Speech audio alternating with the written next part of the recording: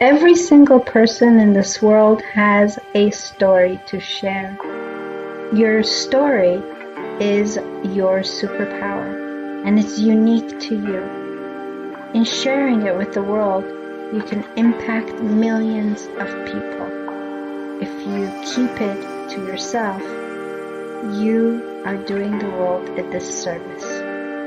This is Dela. I'm the host of Dela's Voice, and I help you share your superpower with the world.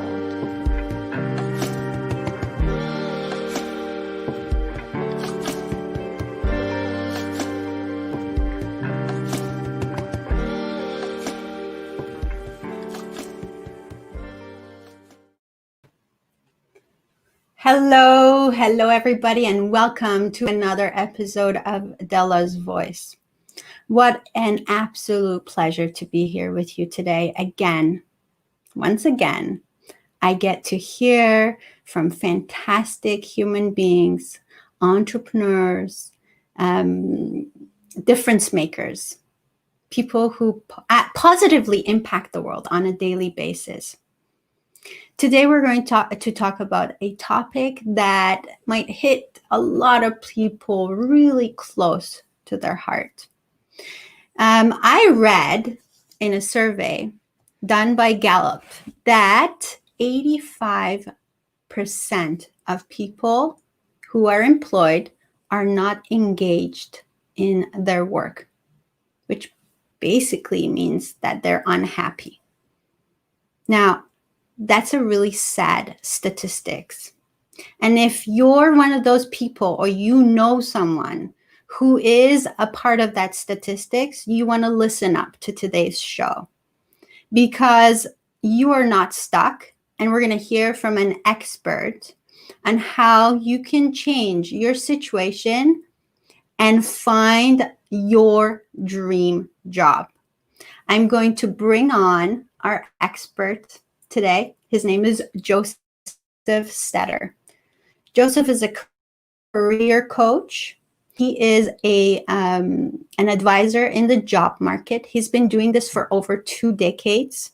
He's written books and books and books on this topic. He's 11,000 people he's helped so far to find their dream job. And so he is the right person to talk about this topic today. So I'm going to bring on Josef. So please help me welcome Josef Stetter on the show. And please help us make this an engaging conversation. Just be with us with your comments. Give us questions. He'll address them. Use this opportunity to get some questions answered. And so here is our expert, Josef Stetter, on the show. Hello. Hello, Dela. Thank you again for having me on your show. I'm so excited. What a fantastic show. I've watched the episodes and love what you're doing and sharing this message. And my purpose is to help people kind of figure out what's going on and how to get to that dream job. Thank you. That is a great purpose, Josef. And I mean, you've helped so many people. What did you think of that statistics that I gave? Does that kind of seem out of Actually, line? this is, depending on who you read, I know Gallup is very reliable, but it goes up as high as 90%. Wow. The fact of the matter, and here's the interesting part. Salary is actually number 7 on the reasons why people hate their job or leave their job. The number one reason that people leave their job is because of the way that they're treated. And, we are in a very unique circumstance right now that because of COVID, a lot of people were forced out of their job and are now very stressed and very anxious because they're not getting responses. They're not getting a job. But realistically, most people do the same things. They make the same mistakes. And that's why they're stuck and they're not going anywhere. And my hope today is to share as much information and give people kind of nuggets of wisdom and aha moments to kind of go, oh, wait, I should do this, or I haven't done this. And this is where it kind of comes in from. I think about someone not being happy in their job and not feeling fulfilled in their job. And I can't help but wonder, it's sometimes it's not just the job that is a bad job. It's just that it's not the right job for you per se. And someone else might get that job and they'll be totally happy in that job. Listen, I've experienced that myself. I mean, part of my, we'll call it path to becoming this expert is that I didn't know what I want to do when I grow up. So I've switched careers 9 times. Started with, working in finance because my parents wanted me to have like a steady, secure job. You couldn't pay me $1 million to ever work in a bank again. But I know people that love working in a bank. Personally, I felt like I was in prison. So I've switched careers 9 times and jobs 18 times. I've worked in the recruitment industry for nearly 20 years. I've recruited for companies like Deloitte & Touche, Tata Consulting Services, IBM, Aecon Construction, Apotex Pharmaceuticals. And then on top of that, I've written 6 books on how to find a job. And I've personally had the pleasure and the honor of helping over 11,000 people find a job. The fastest I've helped somebody find a job is 2 days. And on average, I have a 90% success rate of getting anybody employment in any field in under kind of 3 months. Usually it's about a month and a half if they kind of do their homework and follow the systems, because finding a job is a lot easier than people think. And finding a job that you love is,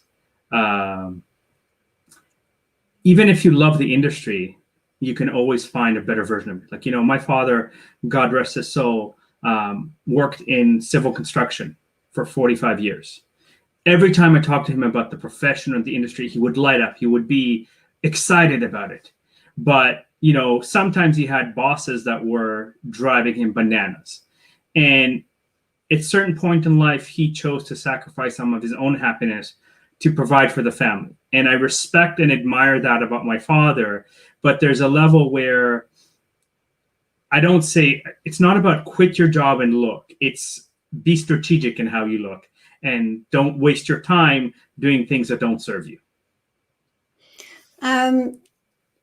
What I wanted to ask you, first of all, how come you started this career? Like that, there must be a backstory to this. I'm pretty sure there is, of why you started.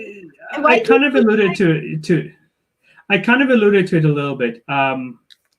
When I basically finished university, my parents were very like, go do this, go do this. So to please the parents, I did. And somewhere along the lines, I either got bored, I felt like this is not for me. And so I was willing to take that leap of faith to try something else. So I've worked in finance, in sales, in marketing, customer service, operations, in private education as an entrepreneur, in regular education. So I kind of experienced a little bit of everything, and putting all that together, I kind of went, I think this is the biggest problem. I've been to interviews that, like, one of my favorite stories, let's say, in that is when I was working as a stock trader, I was interviewing with one of the big banks. 3 questions into the interview, I was so annoyed with my interview. I turned around to him and said, stop, you're asking me the wrong questions.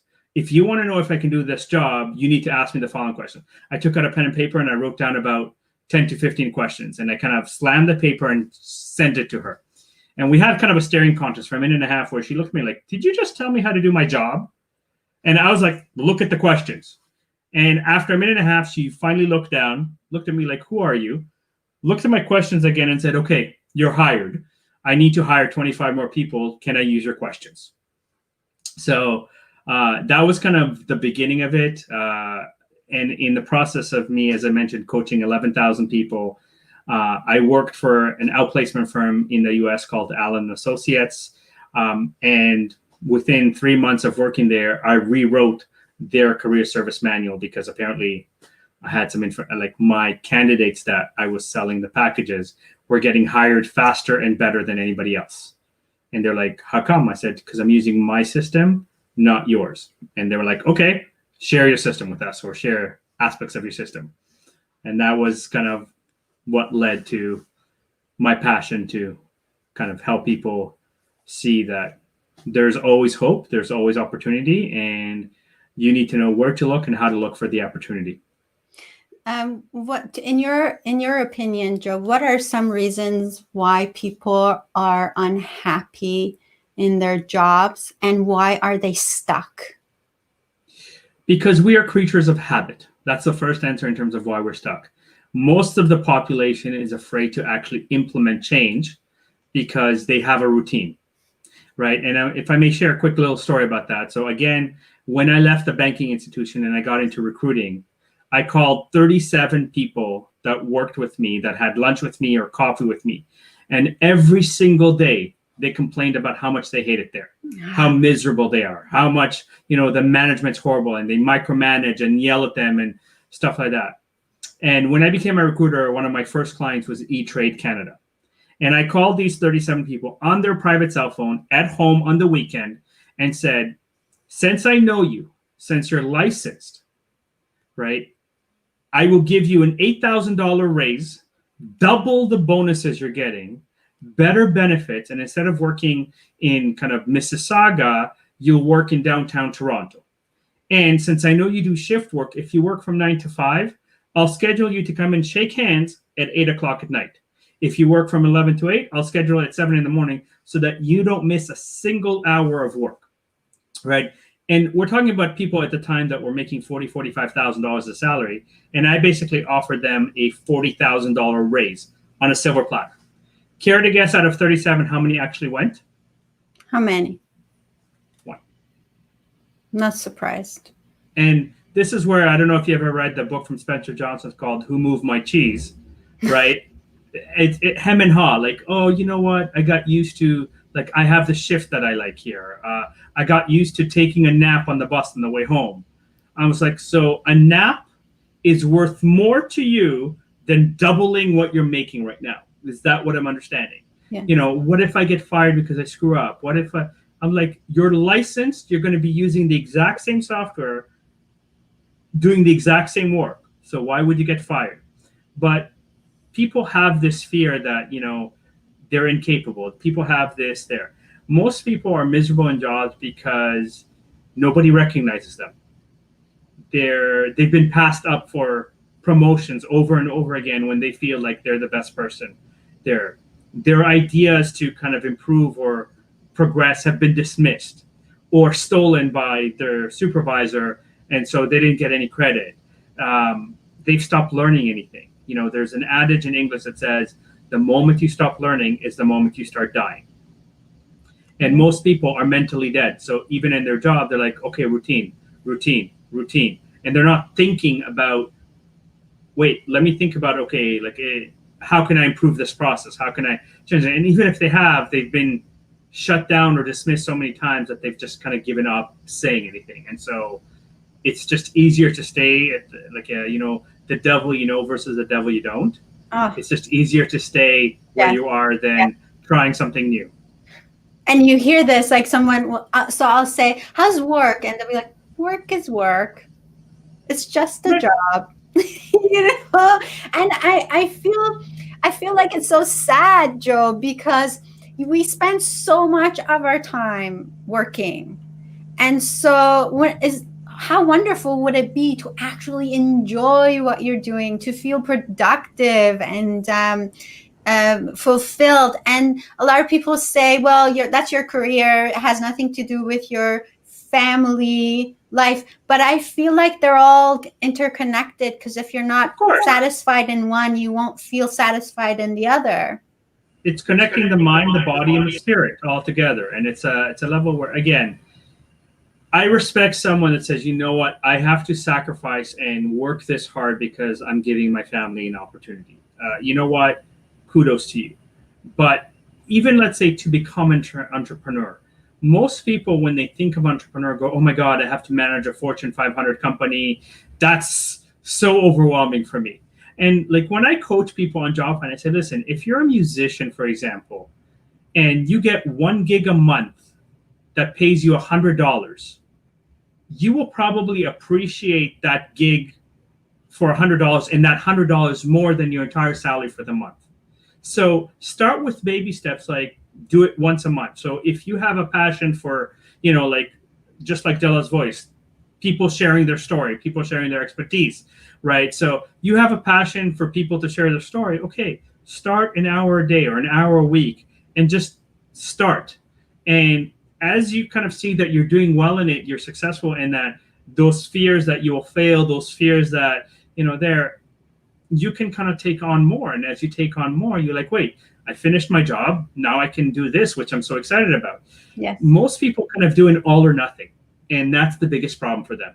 It's like, if I do this, it has to be like this. No, it's like, you can still have your day job that pays the bills, and very important to do so. And then start slowly kind of going, okay, I want to do this. So you know what? My message is this. Let me talk to people in my community, right? Just have a conversation with them. Do my market research on what they're interested in, what they want to learn, and start from there. And if it works, okay, sell it, or do a few for free so that you have a track record. You can get some testimonials, and then say, okay, I'm charging $50 for this service. I'm charging $100. I'm charging $200 relative to what the market or the expertise that you have is, right? This is where most people kind of get stuck and go, whoa. You want me to go on my own, but what if I don't make a paycheck every 2 weeks? What if it's, again, I didn't say quit your job. I said, start slowly, make money, because that money that you're making can help with your lifestyle. Because if you make, let's say, an extra $2,000 a month, that could be a vacation. Yes. That you're getting. And that's your incentive to do it. That could be that, purse or shoes or, that you've always wanted, or the know how to iPhone. talk to a woman, Joe. You know how to talk to a woman. I tried, right? Or that latest iPhone that you want to buy that costs $1,500. Yes. But it's that mindset of so most people operate, when I have this, I will do this and I will be this. Except that this is a one day, someday in the future that never happens. Yes. If you start being, let's say, wealthy and doing things that wealthy people do, you will have wealth. Meaning you take your paycheck and you go, I'm going to put $25 per paycheck aside, whatever amount you want.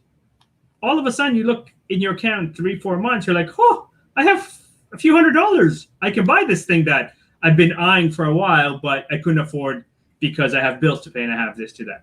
So it's that mindset of transitioning between, I can't do this because this, and then listen, it's no different from job finding. Sadly, the majority of people spend most of their time looking for jobs online. They use Indeed, Career Builder, Glassdoor. Here's the statistics that most people don't understand. Before COVID, Indeed, which is the largest database for job finding, had 40 million users. On average, one job posting was getting between 350 and 5,000 applicants. Wow. Right? Most employers look at the first 100. So no wonder you're not getting a response. Now that COVID hit, according to multiple news reports, about 60 to 65 million people lost their job, which means instead of 350 to 5,000, now you're competing with 1,500 to, let's say, 15,000 people for the same job posting. Now, here's a few other things to understand. Most people that, let's say, post their job or their resume on Indeed, if they don't know some of the tricks to get to be noticed on Indeed, if you posted your resume, let's say in April when COVID really hit and everything was locked down, and you didn't touch your resume, you're probably on page 3,200. No one's ever going to see your resume. But the big databases like Indeed, Glassdoor, Career Builder, all those, they refresh their database daily between 11:45 p.m. and 2:45 a.m. So before you go to bed, Eastern Standard Time, so before you go to bed, go in anywhere in your resume, for example, and press spacebar and save it. The moment that you press spacebar, you've made a change to your resume. So now it's a new, fresh resume. So the database has a better chance of catching your resume because all you did was press spacebar and save it.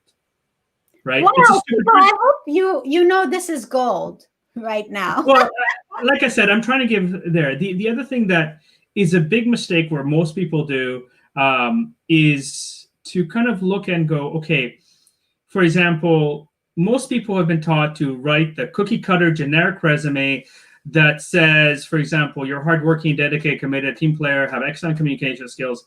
In 20 years of recruiting, I've met very few people that say, listen, I'm lazy, I'll show up late, none of my work will be any good, and I really hate people. Please hire me. Not unless you're related to them or having an affair with them that you can kind of get away with that. So stop filling your resume with those words because the job description has them, because every job description has them, but that doesn't mean customizing your resume. The other thing that we've been taught very incorrectly is that when you write a resume, most people kind of write the action words: managed, directed, liaised, communicated. But they give me a generic example. So I always use this example because most people laugh when I give this example. If somebody's applying to be a receptionist or an administrative assistant, and they tell the potential employer they know how to answer the phone, a potential employer should look at them in shock and go, really? A receptionist that knows how to answer the phone? We did not know that. Because unless you live in an igloo, a cave, or a Mennonite, chances are you know how to press the green button and go, hello, how can I help you? But if you studied or you've worked as an administrative assistant and you know how to answer 60 calls a day with 12 different lines, I can measure 60 calls a day with 12 different lines. I cannot measure I know how to answer the phone. The majority of the population writes, I know how to do this. Who cares if you know how to do it? I want to know how good you are at it. I want to know the results that you produce that are better, different, or other than everybody else that's in the same field as you. So if, let's say, you're an accountant and you tell me you know how to do financial statements, have you met one accountant that does not know how to do financial statements? And if you have, they're not an accountant, because everybody knows how to do it. But if someone says, you know what, I'm able to process 100 financial statements a week or a day or something like that, I can quantify if 100 is a number relative to the industry, better than the industry, or anything like that. So most people, when they write the resume, kind of do fluff. And this is where, like, they're not getting response, right? I have a program that I'm doing a webinar on Tuesday called From Resumes to Referrals. It's on Facebook. Just type in From Resumes to Referral. It's nice and easy to find. Where I'll spend 2 hours and I'll go through, here's why no one's talking to you on the ATS. Here's why, like, you had an interview, you thought it went great, but nobody responded to you. You registered with an agency, but they dismissed you before you even started. And I'm going to go through kind of tips of, okay, did you do this? Like your resume. Like, you know, if I speak about resumes, have you ever watched the movie Legally Blonde? Yes. Yes, I have. What do you remember what was unique about Elle Wood's resume when she applied to Harvard or when she applied for the internship? No, to be honest, I don't remember at all. It was pink and it was scented. Now, when Harvard received this, they're like, it's pink and it's scented, but they remembered it. Yes, of course they would. Now, I'm not saying you need a pink scented resume when you apply for a job. Why not? But you can add a personality to that. Like if you look at your logo, you know, the way it's written, the gold, it's a signature, it's a brand. If you use the same color in the resume and you have a resume that's all black and white, and then you have one that has a little bit of gold, which one do you think I'm going to look at first? The gold, yes. Why? Because the eyes go, ooh, this is different. I like that there's something there. So there's simple little tricks like add a little bit of color, change the font. You know, like the most common fonts are Times New Roman, Arial, and Calibri. But if everybody uses those fonts, you're the exact same as everybody else. Oh, you're so and right. Nobody noticed you. You know, so you get lost in the sea of sameness kind of thing. Yeah. Yes. Right? Yeah. You can add, like, by no means am I a graphic designer, but you can hire one if you want. But like you can go to Word and type in insert text box and put a box in your resume that, again, it breaks the ice. It's a simple little thing, but it gets noticed, right? Same thing with the applicant tracking system. Simple trick. Go in, press spacebar, save it. You're refreshing daily. You know, try to put in more of the technical words in your profession, not the fluffy words. Because let's say if you say that you're hardworking, your definition, Dela, of hardworking and my definition of hardworking might be very different. Mm-hmm. So does that mean that you're not as hardworking as me or I'm not as hardworking as you? No, because it's relative to the profession, it's relative to the company, and it's relative to kind of your interpretation of it. So, like if I use, let's say, a nurse and a public accountant, during tax season, it's mandatory for an accountant, public accountant, to work like 80 hours a week. So what's hardworking? 100? Whereas in a nurse might work in a shift of 4 hours of overtime because the other nurse was stuck in traffic, for example, and couldn't come. So does that mean that the nurse is not hardworking? No, because there's different stress, there's different responsibilities. Yes. So you can't compare an accountant 80 hours work week to a nurse's 40-hour work week because you're dealing with different things. And again, it's subjective. So stop filling your resume or your interview with these generic, silly words. You said fluff with the Fluff. It is fluff because yeah. like let's put it this way. In 20 years of recruiting, I've never once searched for a resume that had the words hardworking, dedicated, committed, or team player with excellent communication skills and excellent interpersonal skills. Oh my gosh, we all use those. It's like, yeah, you're right. It's because I'm going to interview you, so I'm going to decide where those words are there. Yes. But I don't care if those words are on your resume. I don't care if those words are like, so like when people are asked, what are your 3 strengths on the job? I'm hardworking, I'm dedicated, I'm committed, and I'm team. Really? Like how many people there you go say I'm lazy, but I'm honest about it, right? Yeah, honestly. Okay. So now then you typically then what does you do, Joseph, for people? Someone comes to you because they're not they're not working in their dream job. And so first of all, we got through that. There is a dream job for you and you just haven't landed it yet. Look, even if you desire to be an entrepreneur, right? Again, I'm emphasizing don't quit your job.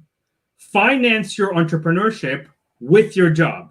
Once you've reached a level of entrepreneurship that is kind of paying you as much or more than what you are earning, you can decide what's best for you. Mm-hmm. But take the steps. Now, if your dream job is, I want a promotion, there's ways of getting a promotion. If your dream job is, you know what, I'm a university graduate, I just want to get into the industry, get my foot in the door, again, don't waste your time on Indeed. So I kind of teach people the A to Z on how to find a job. So whether it's salary negotiations, whether it's LinkedIn profile optimization, whether it's a great resume, my 7 rules to an interview that guarantees any job, and I have some great stories about that. How to network correctly. For some reason, people think that networking is, I need to collect as many business cards as possible. So, Dela, you have a business card, give me a business card, give me a card. They don't even talk to you, they just want the business card. And then they send an email saying, I got your card at networking yesterday, can we have a conversation? And what are you thinking going, who are you? Do I know you? Why do I care kind of thing? Yes. Right. How to beat the databases in terms of all the applicant tracking system, how to, ask for referrals, how to use social media correctly to get companies to know you. So like anything that could come up in terms of job finding, I basically offer that as a service. And like I said, like I'm launching an online program next week. It's going to be kind of $97 US, and I give you everything. Templates, videos, audio, kind of resources to look for the job. Like $97, you get everything, right? If you want to use me directly, obviously there's a higher fee because I've earned the right to say I'm one of the best at this. But there is how should I say, like even for interview, and for those who are interested, from resume to referral, I'm doing a 2-hour webinar workshop where I'm going to explain, here's things that you're doing wrong, let's say with the applicant tracking system, some of the examples I already gave here. Here's things you're doing wrong with your LinkedIn profile. Here's things you're doing wrong with either the way you network, where you network, or who you network with to not get results. Because if you do it correctly, you'll get results. And there's a level where, again, even on the interview, again, I'm not saying I invented the wheel. for interviewing. There's plenty of experts there, but you have to ask yourself, okay, have you worked in my industry? Hey, do you know this? I test my systems and my things regularly. So one of the things that, if I may share a story quickly. Yes, please. My brother was finishing his third year mechanical engineering, applied for an internship. By the time one of the companies responded, it was going to be more of a paper pusher job, and he already registered for his fourth year classes. So he asked me to cancel the interview. I decided to go in as my brother. I studied economics and business. The only thing I know about mechanical engineering is what I wrote for him on his resume. Okay. My first interview, there was 100 students from 4 major universities in Ontario, Canada. Okay. Within 45 minutes, Human Resource called me back, said, "We love you. We need to come back for a second interview." I was like, all right, let's see how far I could take this. My second interview was with the manager of the department that I'd potentially work with. Now, I spoke the truth about my brother's resume. So my brother was on a team that designed a wheelchair for third world nations that uses a tank chain so it can go on any terrain. Came second in Ontario for the best mechanical engineering project of the year, won $500 from RBC, told the manager I studied thermodynamics and quantum physics. To this day, I have no idea what those are. Okay. Didn't even leave the parking lot. Manager called me back and said, "I adore you. I need to come back for a third and final interview." Out of 100 candidates, I made it to the final 3. I was the first one in at 8:30 in the morning. Manager walked over to me and goes, "Here's your offer letter. The job's yours. All you have to do is pass this mechanical engineering test." I looked at him. I looked at the test. I looked at him. I looked at him. I'm like, I can't do this test. Manager looked at me and goes, "I know you're nervous. Let me help you." He solved the first 3 questions for me. I looked at him, I said, "I am so sorry for wasting your time. I guess I'm a lot more comfortable with the design than I am with the calculation. I am the wrong candidate for this job," because obviously I learned the lingo that I need for the job. The manager followed me to the car and begged me to take the job because I'd interviewed that much better than every other mechanical engineer. Wow, that's powerful. I've done this for IT jobs, for accounting jobs, for law jobs, for marketing jobs, none of which I'm qualified for. But because I write people's resume, I know all the information I need to know, kind of thing. And I know the lingo, I know the terminology. I've been a generalist in recruiting. So I've recruited for, let's say, Apotex Pharmaceutical and, Leo Pharmaceutical, Eli Lilly. So I know the pharmaceutical lingo. I've recruited in construction. I know the construction lingo. I've recruited in IT. I know the IT lingo. So I just learned what's the lingo that's associated with this job, and the rest is my system. I know how to sell it. Okay, so you're really good at this, okay? So you're good at this. And someone is watching this and thinking, well, you're good at this. What about me? How do I get through?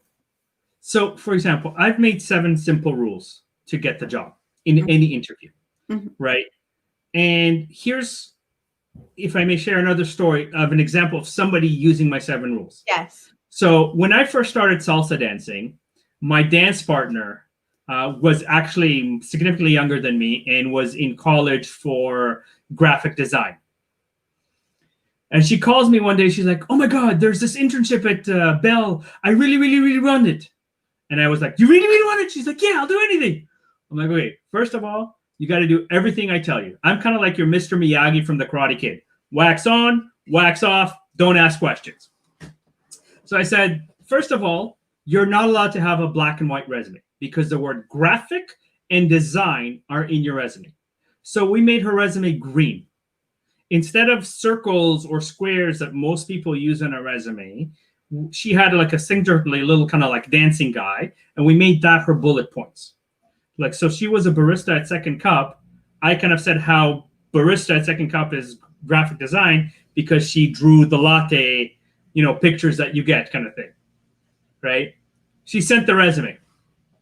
2 weeks go by. She calls me. She goes, "They didn't even call me. You suck." An hour later, they called her. The director said to her, "Listen, we're so sorry we didn't call you earlier.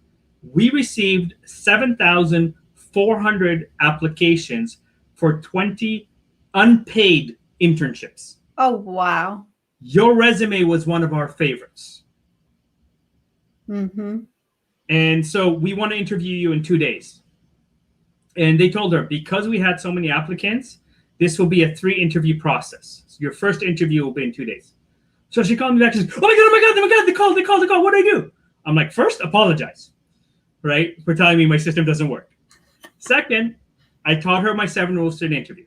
I said to her, I want you to go to like Kinko's or Staples or Granite or wherever and print your 10 best pieces of digital work on the highest quality glossy paper. She did. I reviewed the 7 rules with her. She understood it. Went into the interview 2 days later. 15 minutes into her first interview, they told her there would be 3. The director put down his pen and said, you know what? I've been running this program for 15 years. I have never been so impressed with the candidate as I am with you. You're hired. Excellent. Right? He didn't bother with second and third interview. I've had recently, for example, a new immigrant to Canada that from Russia originally came here, is finance background, worked in the US for 2 years. I wrote a resume, helped her with her profile. She got hired as a CFO as her first job in Canada. Wow. Right? So understand, new immigrant, like, you don't have Canadian experience is illegal to ask for because it doesn't exist. Since, especially in Canada, it's one of the most multicultural countries in the world. So Canadian experience really means, can you speak English properly? And your resume seems to be very good. I'm worried that you'll do the job better than me and I will lose my job. Okay, this is like this is fantastic. I can't believe I'm hearing this, because so many very valuable people are not in the right jobs because they think they lack Canadian experience. This is where it's confidence and being humble go together, right? And I'm going to explain this, and then I'm going to give you an example. So before I decided to become an entrepreneur, and I applied for jobs, and I had any company stupid enough to tell me, well, we think you're overqualified for this job. I would take a deep breath and go, so if I understood you correctly, your company does not want to make more money. And then I shut up. Because when they go, no, like, I'm like, listen, if you think I'm overqualified for this job, that means I could do the job better than everybody else. And I will make you more money. I will make you look better because I report to you. So do you want to speak to me about this job, or do you still think I'm overqualified? It's amazing how quickly things turn. It's a fair question. Right? Yeah. Now, in the same respect, when my father first arrived to Canada, my father was fluent in 10 languages. My father was responsible for building all the highways in Ivory Coast in West Africa and did like $1 billion project before anybody understood what $1 billion was. When he came to Canada for 9.5 months, he could not find a job. So he finally went to a small construction company and said, listen, I will work here for free. If for 2.5 months, if during the 2.5 months, my work is not as good as any Canadian project manager, you pay me nothing and you can get rid of me anytime you want. But at the end of 2.5 months, if my work is as good as any Canadian project manager, you pay me for the 2.5 months I've worked and you hire me full time. Within 3 weeks, they made him the senior project manager for the entire company. Wow. Right? But it's a level where, like, as new immigrants, like, you have the work ethic, you have the desire to succeed because you came to the country for a better life. Yes. So don't be afraid to present, like, you know what? How about I work here for free? Test me out. Let me show you what I can, or give me a case study or project and let me show you what I can do. Right? Mm-hmm. It's important to have that level of humbleness. Mm-hmm. But I'm also going to take it a step forward. Nobody's giving you the chance to be humble because most people apply online. Click, click, click, click. You want to get hired, go to the company. Go with your resume. Wait there if you have to all day. Like, I had a friend that graduated again from engineering. Nobody was answering his resume. So he printed a few resumes, chose a few companies he wanted to work with. Went to the first company and said, I want to speak to the director of this department. The receptionist looked at him and said, he's in meetings. He said, okay, I'll wait. And he waited till 2 o'clock in the afternoon. At 2 o'clock, the director kind of came out and said, what do you want? and he said, listen, I'm a new graduate. I know you don't have any job postings right now, but I want you to personally give you my resume. Here's the project I did in school. I would love a chance to speak to you about being part of your team. He got hired on the spot because he actually took the time to go in person. Ah. Right now, so yes, people wouldn't do that, Joe, because they'd be too intimidated to do something like that. Here's an even better trick. So let's say you applied online. Most job postings say, don't call us, we'll call you. Yes. Here's how you call them and make sure that you get noticed. So you call the company and say, listen, I've been having issues with my internet. Can you please check if my application went through? So now HR goes to check. Now here's what happened. Remember I said earlier, one job posting gets between, let's say, 350 and 10,000 applicants. So if you're number 1,000, they're never looking at your resume. Wow. But you just called and said, my internet crashed or my computer's not working properly. Can you check if my application went through? They went, yep, it's here. So now you're at the top of the list. You're now number 1, resume, right? Now you have them on the phone. You have HR on the phone. So you can have a conversation with them. So since I have you on the phone, when are you going to start interviewing for this position? Oh, in 2 weeks? Okay. So in 2 weeks, if I don't hear from you, can I call you back to get some feedback on how my resume can be better? You've just asked for permission to speak to them. You're also having them on the phone. You can go, listen, before we hang up, I just want you to know, these are the 2 biggest things I've done in my career that relate to this job. If you gave me an opportunity to do the same for you, you won't regret it. You've just created an opportunity for yourself. Not too many people do it. No, not too many people do it. You're right. so So this is where, again, it's not that somebody can't find their dream job. It's not that there's no jobs out there. Like, yes, COVID is horrible. A lot of people are depressed. A lot of people are anxious. A lot of people are scrambling. I'm not dismissing that in any way, shape, or form. Right. But be a little bit proactive. Be a little bit more resourceful in a sense of not just say, I sent out 1,000 resumes, nobody's responding to me, right? As soon as I hear someone say, I sent out hundreds of resumes, thousands of resumes, I go, your resume sucks and you don't know what you're doing because that's why no one's responding to you. Well, because here's the reality. Like, I know 11,000 people, and the fastest I found people a job is 2 days. I've found 30 people a job in 2 days. And most of them have found the position in their field, including new immigrants, within a month and a half. So clearly there's a community. And the problem is that when you're new to Canada and you don't know, you go to resources like welcome centers, immigration centers, and the people that work there kind of go, here's what we've been told. This is the formula. This is the cookie cutter resume. Here's this. And good luck. Yeah. But nobody talks about, okay, you know what? Nobody sees your resume if you're on page 3,000. So every day going to your resume, literally make any small modification and, put a period somewhere, save it. And your resume is a new resume. This is what I want to say right now. I think it's a good time to say this. I think a lot of us think that we know everything. Yep. We think we know how to do everything. Oh, how hard is making a resume? I don't need to hire someone to help me do that. Here's this. This is really important. I've discovered that there's a coach for everything. But I'll take it a step better. There's an expert for it. If you go on YouTube and type in cockroach whisperer, there's videos of cockroach whisperers. Right? If that's what you desire as a profession, by all means. Yes. And that's the thing. Why? Stop making all these mistakes and start hiring the right person to help you get there faster. But here's the thing, and you said something very, very important. The right person. Yes. There's a lot of people that have this mentality of fake it till you make it, right? So you need to be proactive in asking questions like, have you experienced this? Have you experienced that?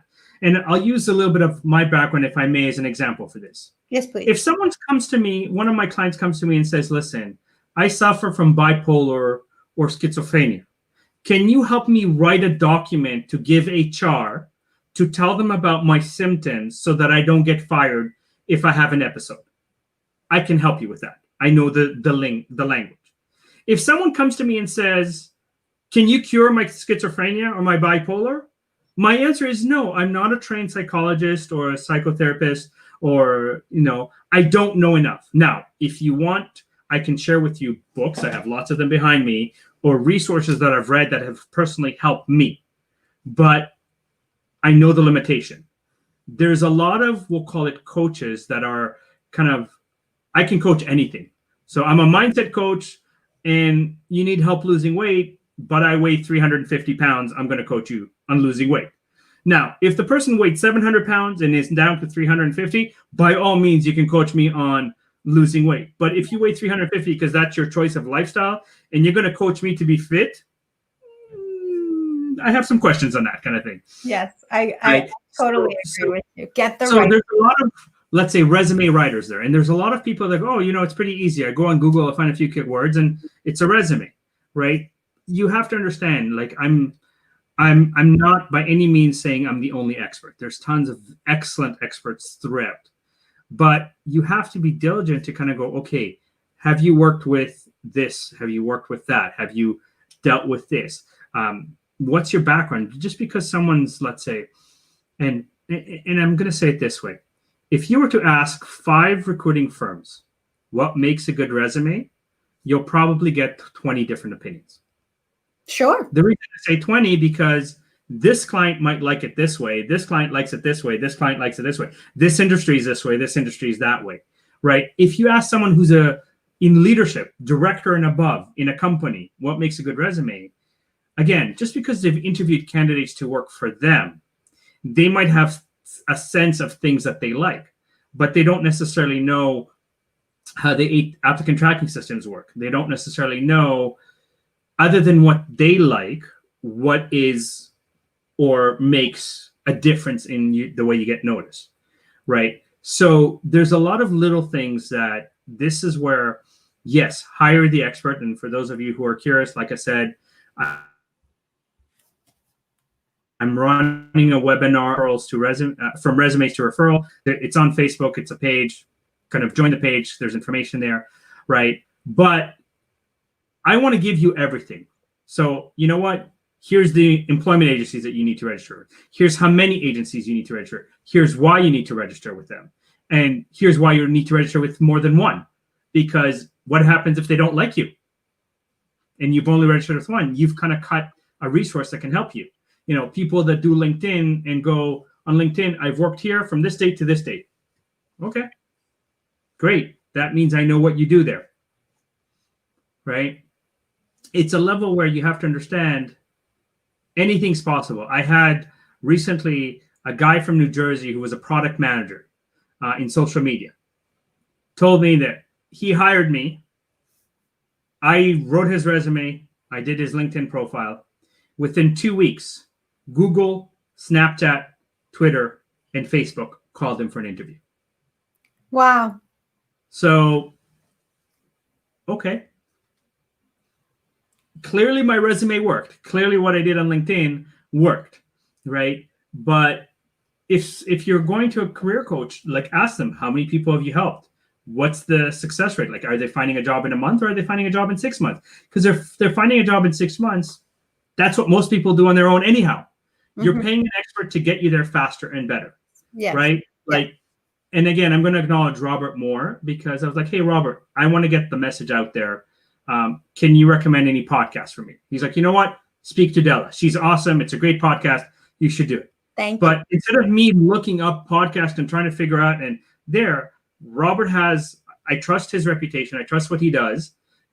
So when he recommended, I went, okay, I will go where you recommend because it's easier for me. And it kind of, you're saving me time, you're saving me energy, you're saving me money to spend hours researching and trying to figure out where I might be able to share my message kind of thing.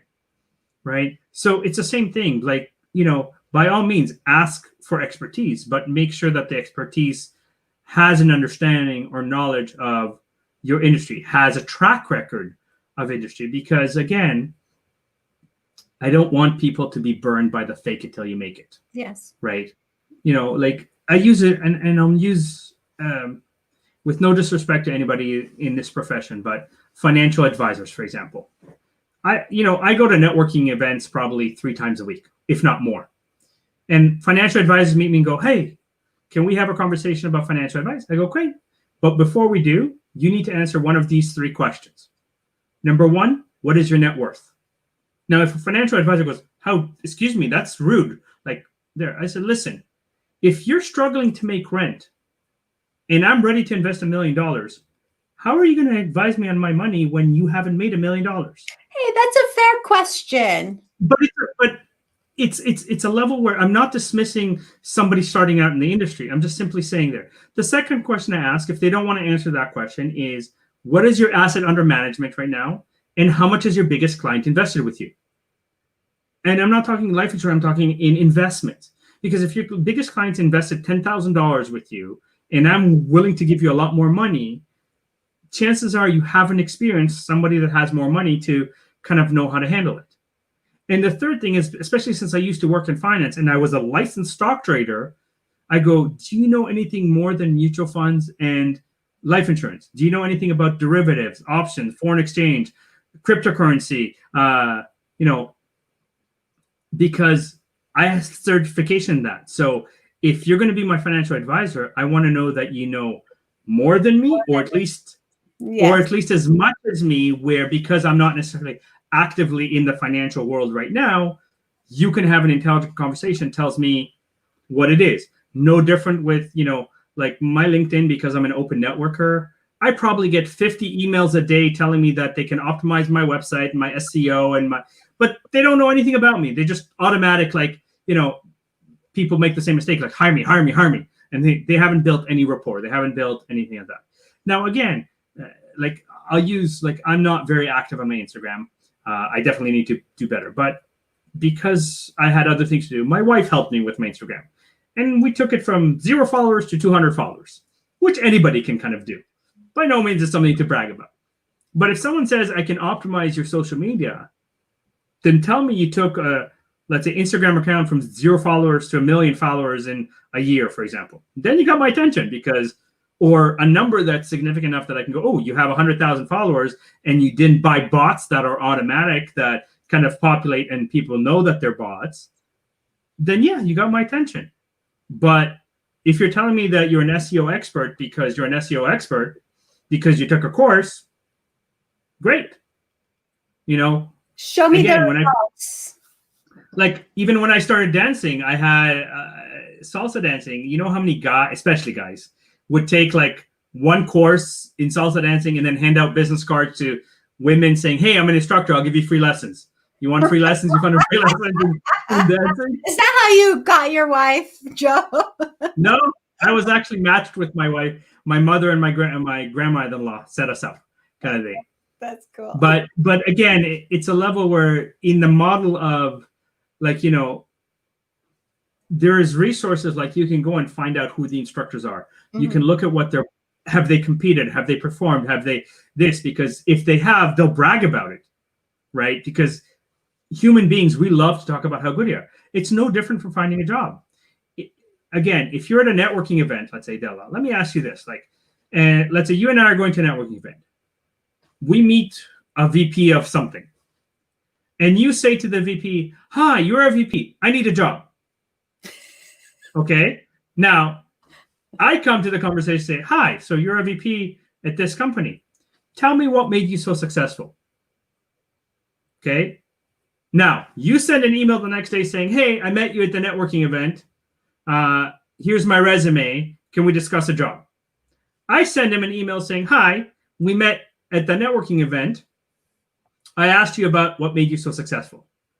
Which one do you think he's going to respond to faster? Yeah, or respond to, period? Yeah. Well, probably me because I look better, but... Well, if you attach a picture in your email, absolutely, I agree with you 100%. No, you're so right. I can't even agree with that. Huh? No, but you're so right. Apart from joking, people do love to talk about themselves. And so, yeah, of course, that would make an impression. That's how people can relate to each other. So the majority of people don't do this when it comes to yes. getting a job. Like, I remember one of my friends and mentor, his name is Barry Spilchuk. He wrote The Cup of Chicken Soup for the Soul that sold like 550,000 copies worldwide. And he shared the story with me, and I tell the story now as if it's my own. So he's originally from North Bay, and there's like one major mall in North Bay.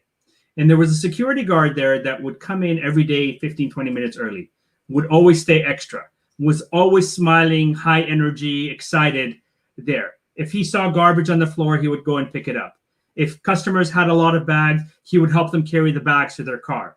If the storekeepers were bringing in new merchandise, he helped them carry the merchandise, and especially if the mall wasn't open.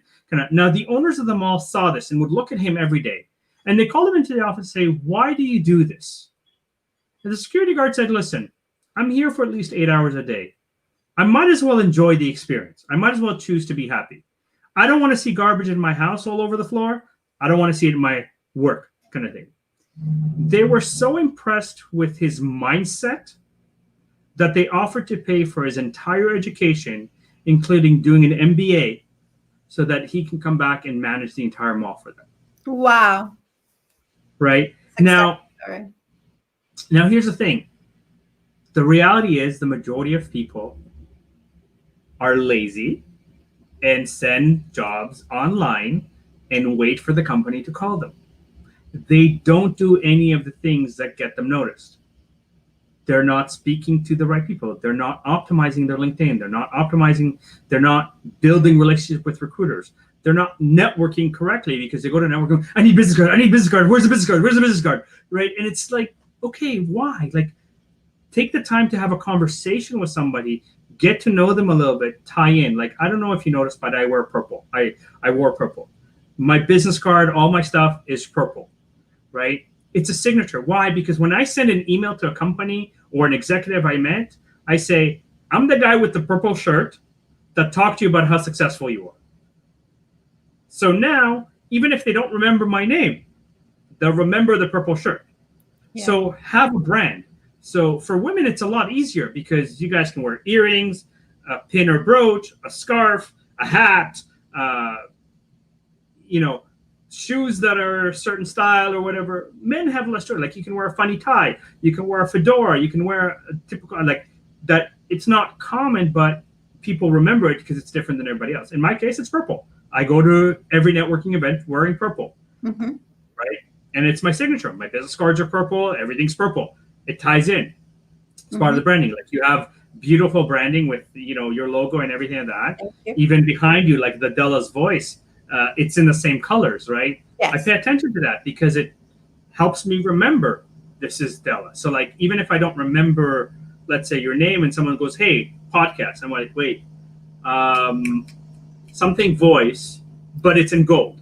So look on Facebook, something voice in gold, and you'll come. And then someone go, "Oh, is it Dela's voice?" "Yes, that's the one," or whatever. Like, not necessarily that I forget your name, but I'm just using that as an example of signature and branding. And so, again, when you're finding a job, it's not just the resume. It's not just an interview. In fact, most people don't get to the interview. And there's very big companies that offer a lot of fluff as well. And so I want to kind of eliminate that and go, listen, you want to get hired in your profession? I don't care what your profession is, right? This is the system. These are the tools. These are the resources you need to use. If you choose not to use the resources, if you choose to kind of that, you won't succeed, which is why, again, I'm very excited about my webinar on Tuesday. So is this a free webinar, Joseph? So the cost for the webinar is $22, which is practical. Okay, good. So it's $22 from resumes to referrals. It's a Facebook page, basically, right? And again, I will give a lot of free information that most people probably have never thought of or never done. And then, those that are interested in kind of doing the full program, it will be less than $120 for the program. So give you everything. To give you everything. So I put the link to the webinar in the comment section for people to go. You actually put my personal group. If you look on Facebook, it's called From Resumes to Referral. It's not a group, it's a page. Yes, so I apologize. That's the group that I put on there. That's my own personal group that once people are kind of part of my system, I share resources with them. I give them extra. So so for example, one of the gifts that, there'll be several giveaways in this webinar for $22 from Resumes to Referral. But for example, I'm going to give away one of my books for free. I'm going to be giving away a 15-page, here's how you can work part-time from home in things that you didn't think could make you money, like being a mystery shopper, like doing sampling. Like if you go to Costco, the samplers. Yes. They actually make this in money, like being a virtual assistant for people, like transcribing for celebrities or like radio shows that don't have time to do it themselves. So I kind of given you the gamut and I tell you what the pay range is for it. So like in the mystery shopping, for example, one of the top ones in Canada is called premierservice.ca. No, I don't have any affiliations with them. I've used the service, but if somebody is, let's say, either vapes or is a smoker, you could be getting paid between $200 and $900 to go to a vape shop. So if you hit 5 of those in a day, in a week, or whatever, you just made an extra $3,000. Oh dear. Okay, we're not sponsoring vaping by no means. No, I'm not, but I'm just using that as an example. So there is, like, for example, you need to fill up gas for your car. They'll pay you between $17 to, let's say, $30 to fill up a minimum of $10 of gas. But instead of paying at the machine, you go inside and you speak to the clerk there because they have specific questions to make sure that the person had good service. So you fill $10 worth of gas and you get $20 for spending 10 minutes to answer 3 questions. This is really cool. Pretty good deal.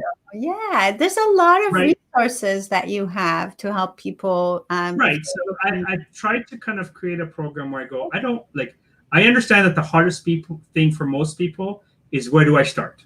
Yes. And how do I get there? So I've kind of said, here's everything. Like, here's all of the employment agencies that are the big ones. Mm-hmm. But don't just focus on the big ones. Let's say do a Google search on ones that are local or industry specific. Yes. Why? Because you want to balance kind of big ones with small ones. And I get into that into the webinar why. Right? Here's the top 300 job finding sites. Now, most people apply on Indeed because it's the biggest and the easiest. But some companies will go, well, everybody uses Indeed, so we're not going to look at the resume from Indeed. But if you use something like, let's say, even Glassdoor, which is also one of the big ones, or you use Career Builder, which is one of the big ones, or you use, let's say, allstarjobs.com or wowjobs.com, a company will go, wow, they researched Wow Jobs. Mm-hmm. Not too many people know about that. Let's interview that person first. I see. Yeah. So now you've increased your chances of using a database. So it's about increasing it. Again, LinkedIn, the way that you communicate on LinkedIn, the way that you follow up on LinkedIn, the way that your profile is written, all of that adds up. All of that is part and parcel of getting notice, getting success, getting results, right? Networking. It's not just networking is a good idea, you'll get a job. It's first of all, how are you branding yourself? What is your image that you want to portray? Make sure it's the same every single time you go networking. Mm-hmm. Say this instead of this. Focus on this instead of this. Follow up this way, not this way. That's amazing. Right? So that's so good. It's all in the training. That's so good. Again, I've spent 25,000 hours mastering everything there's to know about job finding. And you only need 10,000. I only need 10,000, but I spent 25,000. And with the exception of a few unusual Google interview questions, right? Because they're notorious. Like at a certain point in Google history, they used to ask, let's say, candidates, how do you weigh your head? Just to see how people would react to a question like that. Yeah. Now, with the exception of questions like that, are so off the beaten path kind of thing, there isn't an interview question I don't know how to answer. And in fact, I've put a system that's 7 simple rules that answers 98% of interview questions, guaranteed. Right? And like I said, I've done it a few times. I've tested it a few times. I continue to test it because I want to make sure that what I'm saying works. So even now with COVID, not only have I had new immigrants that I've helped get a job in their profession within, let's say, a month of COVID, but again, I've tested it where I apply for something and go, let's just see if they respond. Not that I necessarily want the job, but I'm just testing that the formulation works, the psychology works. And that's where there's a combination where, again, you said it earlier. Look, part of my 25,000 hours is that if you're going to be unemployed for 6 months and you're going to lose salary, it's going to cause you stress. It's going to cause you problems with your family. You're going to be, not sleeping at night. And you pay a small fee to get hired in a month and a half. Yes. That's 5 months of salary that I'm saving you or giving you, basically. That's, being able to sleep at night and not suffering from anxiety or depression or this because your identity is back. Yes. Even if it's not necessarily your dream job, but it's a job in your profession, not a minimum wage job that is just like for the sake of having a job kind of thing, right? And I'm very, very passionate because I've experienced this in multiple ways, in a sense that I've had, like, even in my recruiting business, candidates that came to me and were like, no one's answering me. No one's helping me. And, like I had an individual that was relatively new to Canada, originally from China. I started the interview. I asked him, what do you like most about accounting? He said, accounts receivable, accounts payable, reconciliation. I'm like, okay. What do you like the least about accounting? Accounts receivable, accounts payable, reconciliation. Yeah, same thing. All right. What's the hardest part about accounting? Accounts receivable, accounts payable, reconciliation. What's the easiest part about accounting? Accounts receivable, accounts. Now, that's the only thing he memorized to say. Mm-hmm. And I stopped the interview. I said, listen, no one will hire you as an accountant if you don't speak basic English. Unless you want to work for a Chinese company where they're speaking Cantonese or Mandarin, like, if you don't improve your English, no one will speak to you. Mm-hmm. He came back to me 6 months later and said, I just took 2 English courses. Can you please test my English? I only want to work with you because you were the only recruiter that was honest with me. I got him a job basically 2 weeks later after he came back to me, right? And he didn't have any experience, but his experience from China, I was able to present it to my clients and say, his English is good enough that he will do great work for you. That's awesome. And that's the thing. A lot of people too, Joe. That's a thing, right? You have a big network, so because you've been in this for a long time, so you know a lot of people. But it's not just about the network; it's just about human decency. It's about like if I use we talked a little bit before the interview started. Like, obviously, you have a Persian background, so here's the thing. In anything in life, if I were to say, what's a good restaurant? Like, what's a good Persian restaurant? Mm-hmm. It's very different when a Persian tells me what a good Persian restaurant is versus someone who's not Persian telling me what a good Persian restaurant is. Of course. Right? And Persian food is extremely tasty and it's very good. But if I want to know what good Persian food is, I ask Persians. If you're not cooking at home, where do you go for food? Yes. Right? It's the same thing. You have friends that tell you about movies and tell you about this. Like, if you trust your friend, you'll kind of go to what they say. If you don't know them, you might ask around if the recommendation is good. Now, if it's something like a movie, most people don't care because movie is what, $20. If it's a movie you didn't like, it's like, okay, whatever. It was a movie, it was an outing kind of thing. But that's why I also related to, like, the job or any expert, right? Like, you've been podcasting for a while. You clearly have a track record. So if I came to you and said, hey, I've noticed that you've done this many episodes, you have this many following, can you give me some tips? Can you give me some insights on podcasting? You have credibility. If I went to somebody who's done one podcast and said, can you teach me about podcasting? Unless they got 1 million views on their first podcast, like, just because they started doing it doesn't automatically make them an expert. You have to kind of recognize the amount of work, the amount of time, the amount of energy, the amount of promotion that goes into, let's say, running a podcast. Yes. Right. And I so appreciate what you do, Dela, because, it's not like, okay, I made a poster and it's done. There's a lot more work that goes into it. And a lot of people don't understand that it's not about the podcast. It's about how the podcast is being promoted, how the podcast is being shared. Right. No different in job finding. It's funny because I've actually stopped responding to certain groups where people go, oh, I write resumes, and automatically people go, oh, I know how to write. I can write your resume. I had this where I probably lost. Like, I had an ex-girlfriend that was working part-time at Walmart and was afraid to ask for a full-time job because Walmart really needed her to stock the shelves in that department. Right? Never had a full-time job. And after we broke up, she started dating somebody who was more entrepreneurial. And she decided she's going to write resumes and charge $100.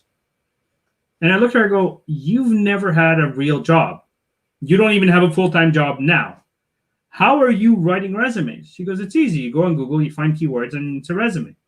I said, this is the problem. It's people like you that don't know anything about the algorithms of a resume, that charge $100, and then when I charge significantly more than that because I've earned the right to say, switch careers 9 times, jobs 18 times, been recruiting for nearly 20 years, coached 11,000 people, wrote books on it, know what I'm doing, but people have been burned by the $100, so they don't want my services anymore. I see. Right. And again, I'm not dismissing other experts. By all means, ask, but make sure if they can produce results that are fast enough, good enough, and kind of related to what you're working or doing.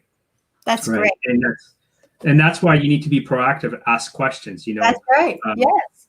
Take your personal responsibility, people. That's your personal responsibility. Find the right. And this is where, again, we ran out of time like 13 minutes ago. And but I mean, you're awesome. I wish we had more time. This is what happens when you have fun, right? It just absolutely. You're so. I've had a blast. Thank you. But I want to make sure that we redirect people to your seminar, to your webinar. I beg your pardon. And here's the address is right there on the page. It's on Facebook, and it's called From Resume to Referrals. And if you just go look for that on Facebook, you'll find it. It's really easy. I found it really quick. But anyways, that's the address if you want to copy that down. This program is for you. If you are anxious from job loss due to COVID-19, if you're frustrated with the lack of response to your job applications, if you are overqualified, if you're frustrated that you haven't gotten the job that you really want, if you are unhappy with your current employer, if you're ready for a career change, I know so many people who are in these different categories. And so please reach out to this man who has made this his career, helping over 11,000 people get their dream job. So with that, Josef, I want to give you 1 more minute to leave whatever you want, and then we're out of here. So first of all, Dela, thank you again for letting me ramble and share a little bit of my wisdom. It's been a real joy. I highly recommend for $22 From Resumes to Referral. It's going to be worth your time because I'll really give you insights on how to start being more successful. Beyond that, you can find me on Facebook. You can find me on LinkedIn, Josef Stetter. You can find me on most of the social media. I do try to respond pretty quickly. And again, create that opportunity for people to kind of go, oh yeah, whether, new immigrant, anything, I can get anybody hired anytime. And I'm that confident in it that I put a guarantee on it. I guarantee results. Unbelievable. Unbelievable. This is great. Right? You just gave people a guarantee, Joseph. I give a guarantee because I guarantee you'll be interviewed. I guarantee you'll get noticed because my system cannot fail as long as you're willing to do the work I tell you to do. Thank you so much for making lives better. Honestly, there's such a good feeling about this, right? There's so much hope in this. Like I just appreciate that so much. Thank you very much for the hard work. Thank you for having me. You know what? It just shows that you are such a passionate person about what you do. And it just shows.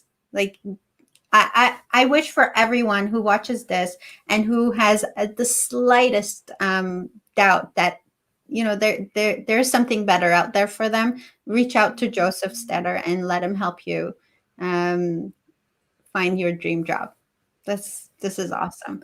I'm looking forward to seeing you again, Joseph, hopefully in the very near future. Anytime you want, I would be honored to come back and share wisdom with you, Dela. Thank you. Good luck on the webinar. Again, from resume to referrals, and he's got so much to offer people. Thank you again. And for everyone who's been with us tonight, please share this talk with anyone who you think might benefit from this information. It's fantastic. We're always learning. I learned that if you go on LinkedIn and press the space bar on your resume, so spacebar and then refresh, it will bring your resume up to the top. No, so not on LinkedIn necessarily, on the databases. Okay. On the databases like Indeed, you have a saved resume there. So go into your saved resume, press space, save it. It refreshes your resume as a better resume or a new resume for employers to see your resume. Just like that. Bada bing, bada Just like that. Thank you, Joe. My pleasure. Okay, everyone. Thanks for watching us again. This has been another Dela's Voice, hoping to spark your soul. Take care. Till next time.